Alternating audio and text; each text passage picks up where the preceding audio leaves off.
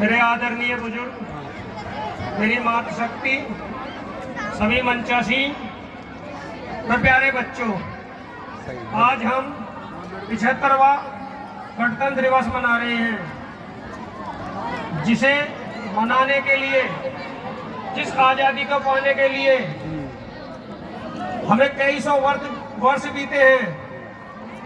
याद रहे, हम ब्रिटिश सरकार के अधीन चले हैं, कई सौ वर्ष उन्होंने हम पर राज किया है और आज़ादी पाने के लिए 25-25 साल के नौजवान सुखदेव, राजगुरु, भगत सिंह जैसे हंस-हंसकर जिन्होंने फांसी के फंदे को चूमा है, उनकी शहादत के बाद हमें ये दिन देखने के लिए मिला है।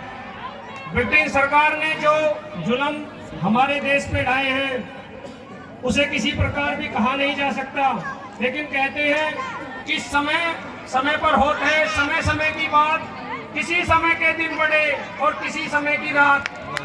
एक समय था जो ब्रिटिश सरकार ने हमारे भारत पर राज किया था और आज भी वो दिन है कि हमारे देश के ऋषि सुनक ब्रिटिश में राज कर रहे हैं, प्रधानमंत्री हैं ब्रिटिश के। समय बदलते देर नहीं होती और आज देश हमारा बहुत सुरक्षित हाथों में है। माननीय नरेंद्र मोदी देश को चला रहे हैं। यहाँ पर बात होती है सुरक्षा की। अभी हमने देखा कुछ दिन पहले यूक्रेन और रूस का युद्ध हुआ था, तो वहां से निकलने के लिए कहा कि भाई जो तिरंगा हाथ में लेकर जाएगा वो बाहर जा सकता है, बाकी कोई देश से बाहर नहीं जाएगा। अब उससे बचने के लिए झंडे की, तिरंगे की ताकत पहचानो। जो विदेश के भी थे उन्होंने भी तिरंगा हाथ में उठाया कि हम इस युद्ध से किस प्रकार बच पाए। उस तिरंगे के सहारे से, इस तिरंगे के नीचे वो भी वहां से आग के गोलों के बीच से बाहर आए और इसके तिरंगे के लिए बहुत लोगों ने इतनी शहादत दी है। अभी 1-2 दिन पहली बात है, लोखा के पास में गांव पड़ता है सिकेडा, मैं एक माता जी से मिला। उन्होंने बताया कि 1999 में उनका बेटा शहीद हुआ था कारगिल की लड़ाई में। उन्होंने बताया कि हमें उन्होंने ये दिया, वो दिया, पेट्रोल पंप दिया, पट्टा दिया। मैं बोला फिर क्या हुआ? बोले मैंने कि नहीं, मैंने लेटर लिखवाया और जनरल सेक्रेटरी को साथ लेकर मैं अधिकारियों से मिली कि मुझे ये कुछ नहीं चाहिए, ये सब कुछ वापस कर लो।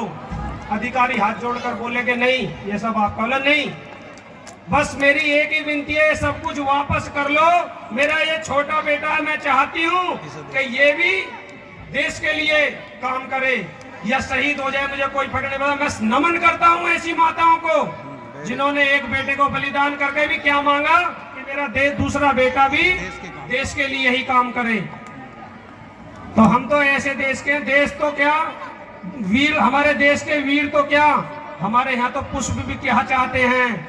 वो हमारे हिंदी साहित्य के कवि माखनलाल चतुर्वेदी ने पुष्प की अभिलाषा को दर्शाया है। उन्होंने कहा है, चाह नहीं मुझको,